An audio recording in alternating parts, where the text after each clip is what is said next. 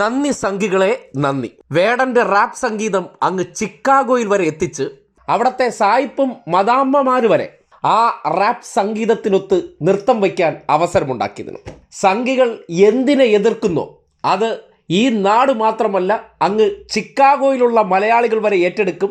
അത് സായിപ്പന്മാരെ കേൾപ്പിച്ച് സായിപ്പന്മാരെ കൂടി കൊണ്ട് ആ റാപ്പിന് ചുവട് വയ്പ്പിക്കുന്നതാണ് ഈ നാടിൻ്റെ പാരമ്പര്യമെന്ന് ചില ഊള സംഘികൾക്ക് മനസ്സിലായോ?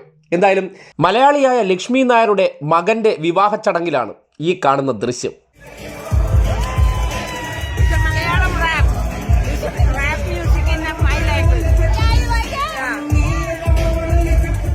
മദാമ്മമാർ വരെ ചുവട് വെച്ചുകൊണ്ട് പറയാണ് ഇറ്റ്സ് മലയാളം റാപ്പ്.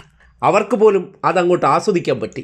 സംഘികൾക്ക് ഇത് കേൾക്കുമ്പോൾ ചൊറിച്ചിൽ വരുന്നുണ്ടെങ്കിൽ ലോകം എങ്ങനെയാണ്, നാടെങ്ങനെയാണ് ആ സംഗീതത്തെ ഏറ്റെടുക്കുന്നതെന്നും ആ സംഗീതത്തിനൊപ്പം ചുവട് വയ്ക്കുന്നു എന്നതിൻ്റെ തെളിവ് കൂടിയാണ്. അതുകൊണ്ട് നിങ്ങൾ ചൊറിഞ്ഞിരിക്കുക.